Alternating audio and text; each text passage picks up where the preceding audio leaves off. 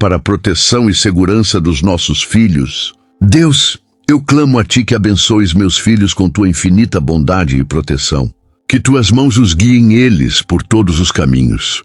Livra-os de todo mal e de qualquer perigo. Conceda sabedoria para tomar decisões corretas e para que não sejam confundidos e enganados por pessoas mal intencionadas. Protege-os, Senhor, em cada momento de suas vidas e abençoe meus filhos com saúde, felicidade e paz. Acompanha eles onde não posso estar e guarda-os. Livra-os de todo o mal e dos perigos deste mundo. Que nenhuma enfermidade, armadilha ou influência maligna prevaleça contra eles.